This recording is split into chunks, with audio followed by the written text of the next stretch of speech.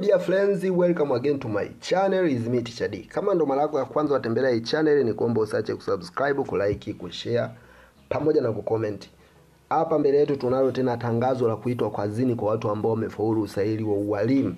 Na nitakusomea kama ifuatavyo. Ni ualimu na kada mbalimbali, lakini 90% ni ualimu. Ambapo anasema katibu wa Secretariat ya ajira katika utumishi wa umma anapenda kuwataarifu waombaji kazi wa nafasi mbalimbali waliofanya usaili kati ya tarehe 18 mwezi wa kwanza 2025 na tarehe 24 mwezi wa pili 2025 kuwa matokeo ya waombaji kazi waliofaulu usaili huo ni kama yalivyoorodheshwa katika tangazo hili.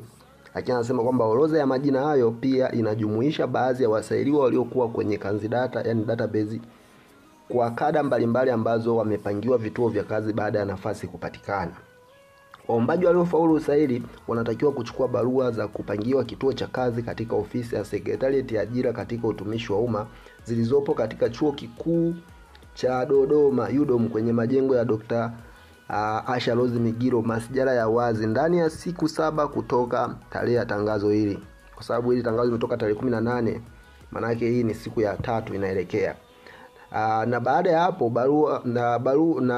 hapo barua ambazo hazitachukuliwa wahusika zitatumwa kupitia anwani zao za posta.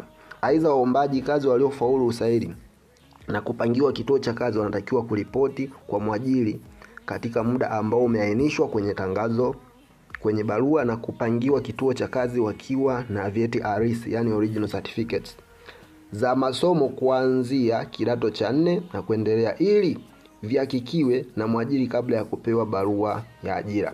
Kwa wale ambao majina yao hayapo katika tangazo, watambue kuwa hawakupata nafasi au hawakufaulu usaili, hivyo wasisite kuomba mara nyingine nafasi za kazi zitakapotangazwa. Sasa muhimu ni kwamba wanaokuja kuchukua barua za kupangiwa kituo cha kazi wanapaswa kuwa na kitambulisho kwa ajili ya utambuzi. Vitambulisho vinavyotambulika ni pamoja na kitambulisho cha uraia, hati ya kusafiria, kitambulisho cha Mzanzibari mkazi, kitambulisho cha mpiga kura au leseni ya udereva.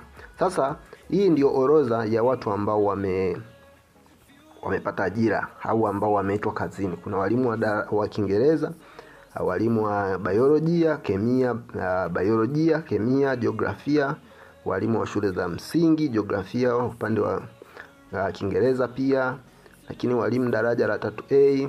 Kuna orodha ya watu wengi ambao wameainishwa hapa. Kwa hiyo nafikiri kwa muda wako wewe unatakiwa ulipate hili tangazo na uweze kuona kama wewe ni miongoni mwa watu ambao wamepata hizi nafasi za kazi. Lakini kama nilivyosema, hizi ni ajira kwa upande wa walimu.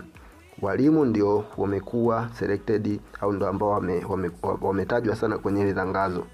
Kama utakuwa interested na hili, basi naomba uendelee kusubscribe hapo na kuendelea kufuatilia, kwa sababu kila muda ninapopata update nitakuwa nikiendelea kukujulisha. Kwa sababu sasa hivi matangazo ya ajira ni mengi, nafasi za kazi zimekuwa ni nyingi. Watu waliofanya usaili kila siku nafasi zinatangazwa. Kwa hiyo unaweza ukachelewa kuchukua na ukajikuta umechelewa kuchukua barua na nafasi yako imepita. Kwa hiyo usiignore kila ninapotoa haya matangazo ya kuitwa kazini. Kama utakuwa umenielewa, basi naamini utakuwa umesha subscribe. Thanks for watching. See you next time. Is me Teacher D.